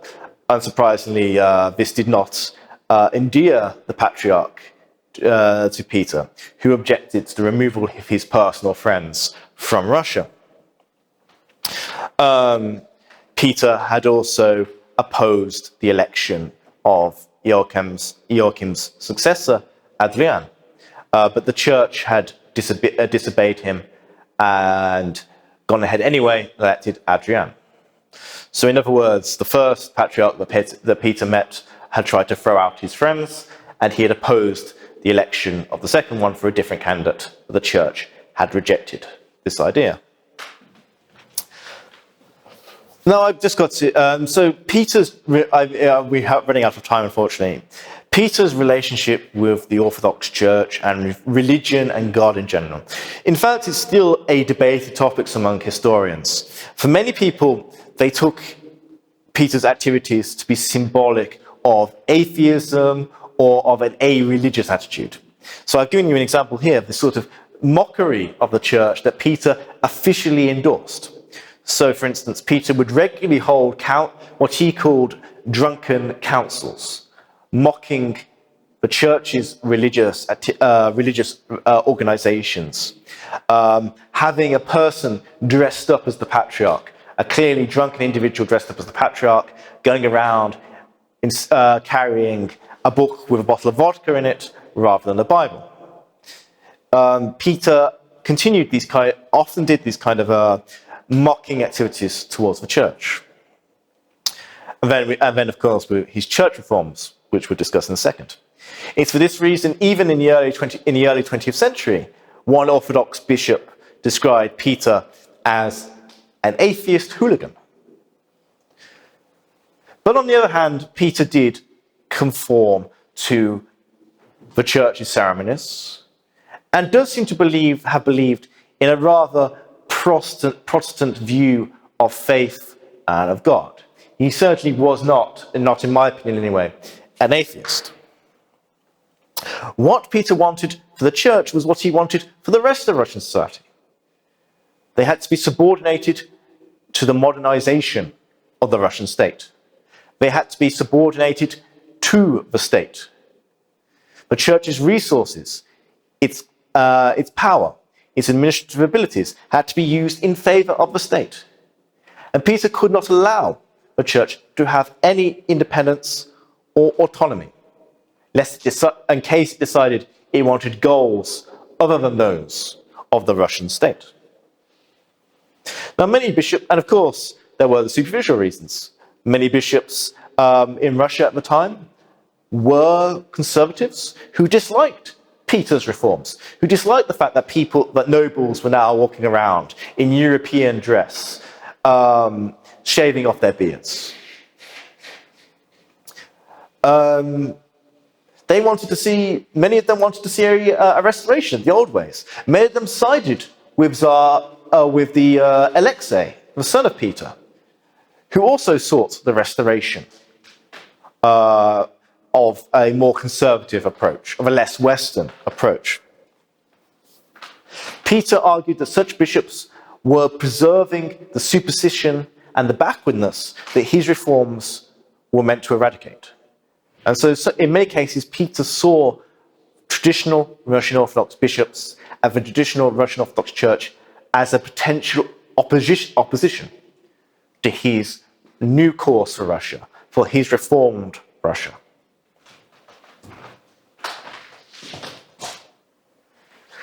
So as I've mentioned,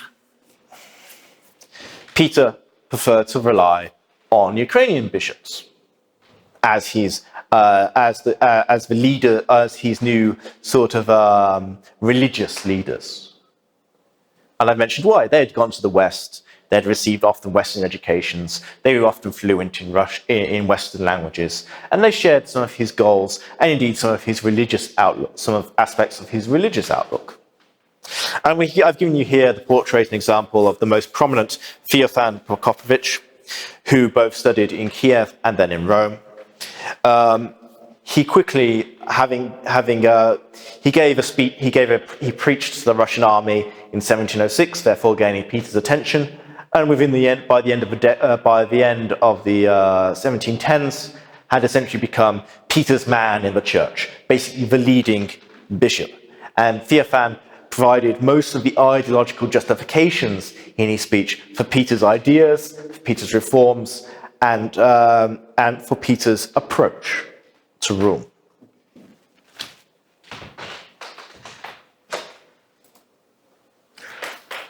But of course, the greatest monument to the Church's independence, to its autonomy outside the control of the state, was the Patriarchate.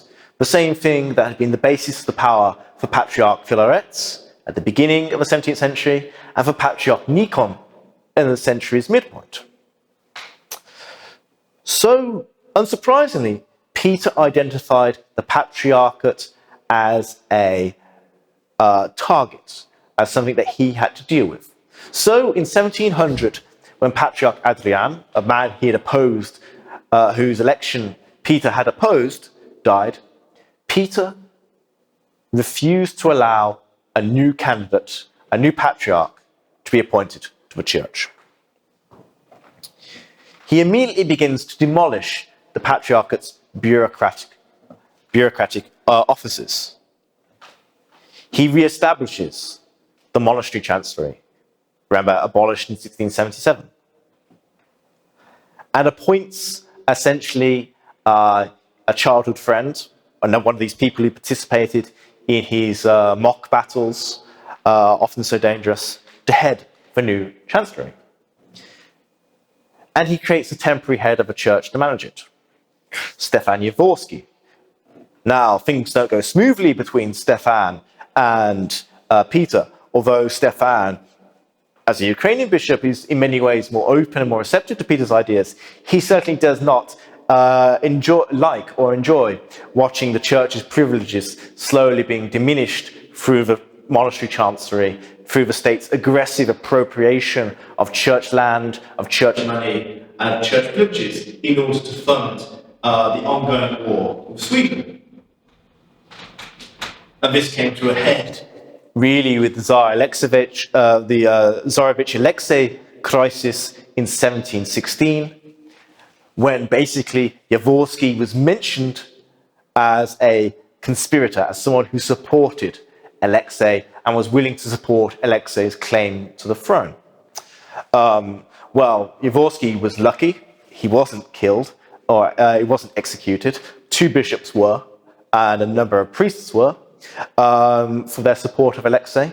Yavorski was essentially allowed to sort of diminish until he died a few years, slowly fade into the background until he died a few years later of peaceful causes. But you can already understand, so Peter's already made one, basically Peter has already begun to demolish the patriarchate. And then when he sees the temporary head of the church and several bishops and churchmen supporting his son, who he regards as a traitor in 1716, he's starting to see, he's increasingly seeing the church, the patriarchate, as the church leadership as a basis of opposition to his policies and his reforms, which leads him then to conclusively and finally abolish the patriarchate. When Stephan finally retired, a few years later, Peter decided that there would be no more patriarchate.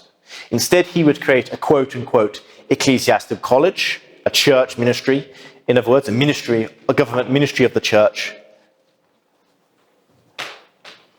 In other words, turning the leadership of the church into a secular organization.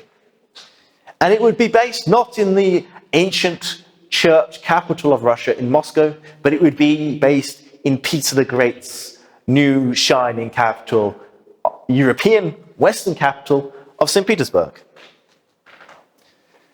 Theophan Prokopovich is very eager to assist and writes the so-called ecclesiastical regulations for the church, in which Peter was dubbed the supreme bishop of the Russian Orthodox Church. All bishops were essentially pressured into signing, none refused. And essentially then the ecclesiastical regulation written by Prokopovich becomes the new, establishes the new system of church-state regulations, a system of regulations that exists from 1721 to the February Revolution of 1917. Now, Peter backs down a tiny fraction.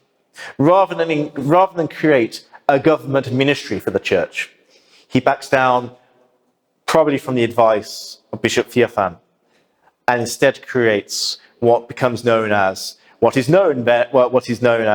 the most holy, most ruling synod. Throughout this course, we refer to it as the Holy Synod for short. And this is a group of bishops who is now in charge of governing the church. In 1721, it has 14 bishops, and they group in St. Petersburg several times a year to reach the decisions required to run the Orthodox Church as a whole. So in other words, and finally, Peter creates this position. We'll hear about a lot about it tomorrow. The Oberprokurator. This is a secular individual who is supposed to watch and monitor the affairs of the church. For Peter, report back and make sure that the church is behaving as it should, being fully loyal to the Russian state and to Peter personally. So in other words, just to briefly recap very quickly, Peter has abolished the patriarchate, an independent center of power, and replaced it with a holy synod that, for all intents, that in many ways is basically a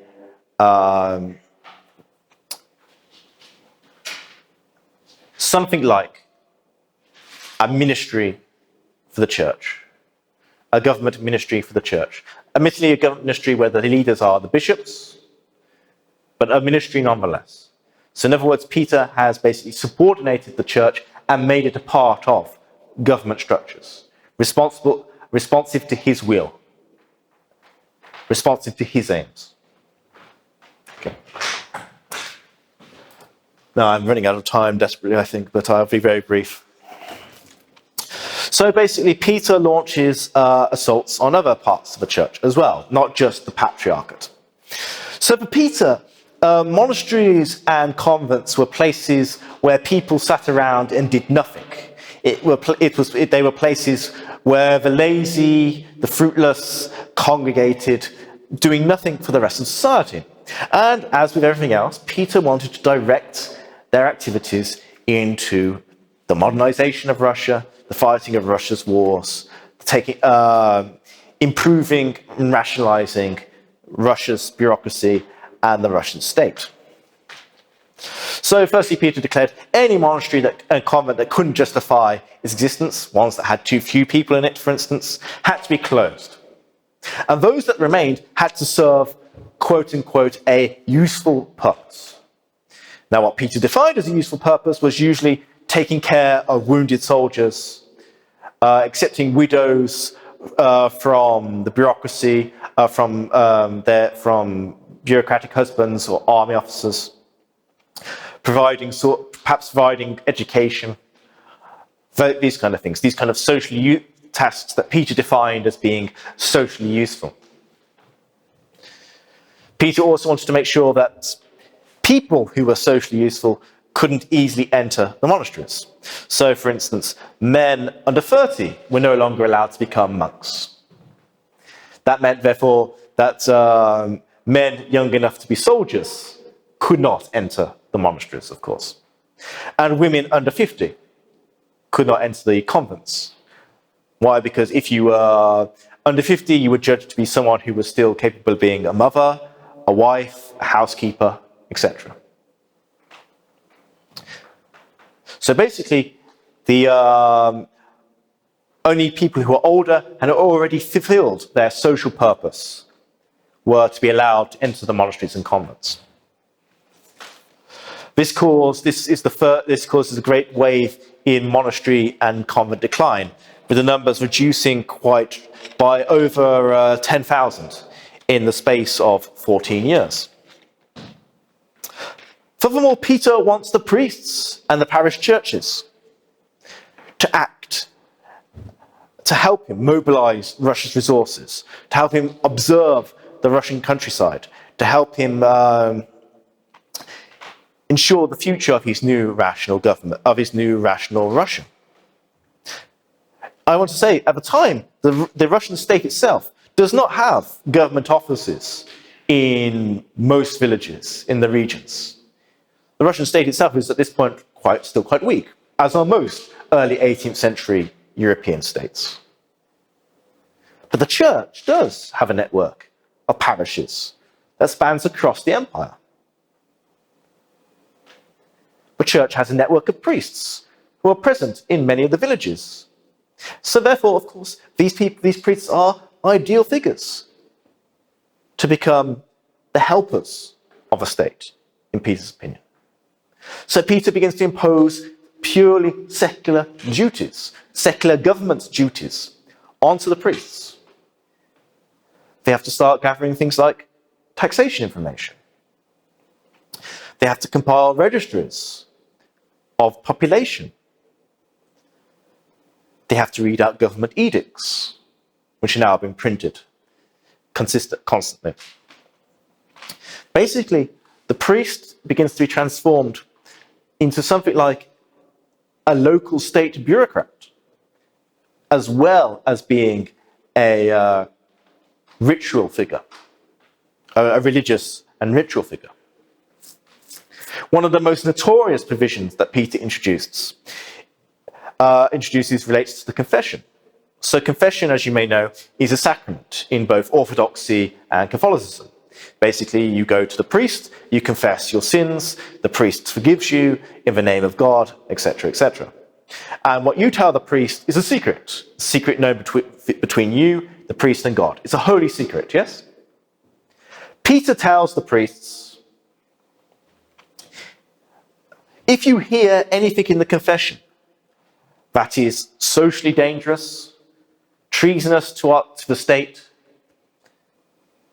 or anything else that is concerning to the state, you must inform the local police. And if you don't inform the local police, and later it emerges you should have done, well, then you're going to be punished. So in other words, Peter directs priests to violate the sacrament of the confession, the holy secret between confessor, confessant, and God.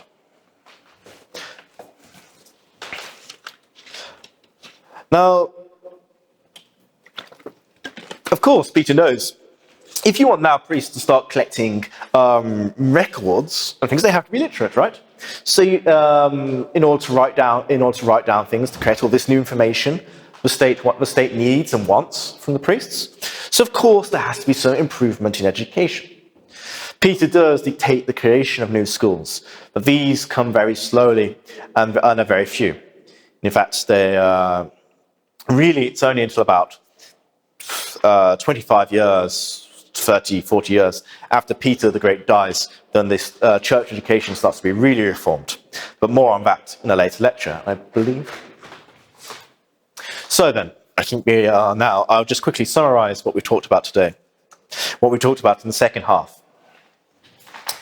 So, we noted at in our introductory, in this kind of the opening section to the Peter the Great's reforms, we saw two very powerful patriarchs, Philaret, the father of the Tsar, who basically ran the state together with his son, and was able to use that power to amass considerable church lands, considerable church wealth. We saw Patriarch Nikon, who through his mentorship relationship with Tsar Alexei, through his own force of will, was also able to begin to claim a heightened position. The church under these two Tsars seems to increasingly, under the church under these two patriarchs, increasingly is operating as something like an independent body of authority, an independent sphere of authority, separate from the state, and potentially, as we saw in Nikon's case, challenging the state for primacy in the management of Russia. Now, as we saw, Alexei was able to successfully stop Nikon. But certainly, the knowledge that the patriarchate can be a center of opposition to secular authority is one of the things that motivates Peter's later reforms. The conquest of Ukraine brings a new generation of Western educated clergymen into the Russian church who have a different perspective. And because they're not locals, because they don't have any local power bases, like the Russian Orthodox bishops, they are dependent on the Tsar. They're dependent on him for their careers, for their progression.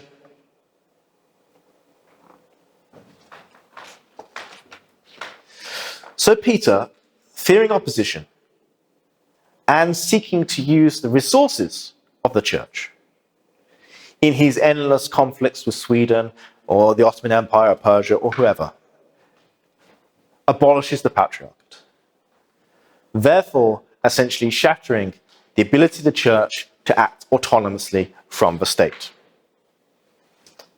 And in the place of the patriarchate, he creates a synod and the synodal overprocurator, which firmly subordinates the church to the state. The synod, for all intents and purposes, acts as a church ministry, a ministry for the church. And the overprocurator makes sure that the bishops inside that new ministry comply with the desires of the ruler. And outside of this capital, outside of the patriarchate, the conflict between patriarchate and state, Peter is sure to attempt to to direct monasteries and priests to what he decides will be socially useful purposes. Priests are not only to be religious figures, but to be bureaucrats. They're tremendously useful bureaucrats. They're everywhere across the empire. They can gather data, relay information about tax, about conscripts, about social problems, about crime, about potential plots. The monasteries can act as places, the monasteries that Peter allows to remain open, well, they can be hospitals for wounded soldiers dying in many, having their legs and arms blown off in Peter's wars. Or they can be retiring places for Peter's new classes of bureaucrats. Okay? So tomorrow then, we will have a look at how this system of church-state relations operated from 1721 until 1905, when the system was first challenged by the Russian Orthodox episcopate. Okay? Any questions? No? Well, The connection to this priest and state as kind of agents of the state. Lots of talk about this in Soviet Union time, but it is established long before.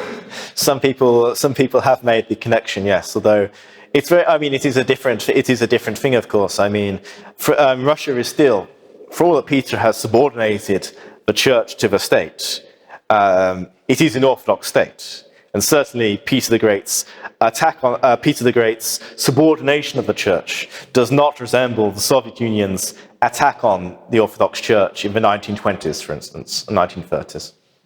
But certainly later in the Soviet Union, that comparison was made, absolutely. Some connections is brought to nowadays Orthodox Church also. Oh yes, I mean, I should have discussed perhaps a bit more. But this model of church-state relations, by the way, Peter doesn't actually come up with it. He gets the idea particularly from the Lutheran Church of Sweden. So the Lutheran Church, of course, has no things as patriarchs or this kind of thing. It has a consistory, and often it has a idea which is the consistory is usually subordinated in this period to a secular figure, like a prince or a king. So in Germany, in northern German states, for instance, the Lutheran consistory and its bishops are usually subordinated to the will of bishops. Peter takes the idea, especially from Sweden, but also from other places. So this idea at the time in Europe is going about in Europe at the time. Okay? Any further questions? No? Well, then I hope you have a good evening, and I'll see you tomorrow morning, okay?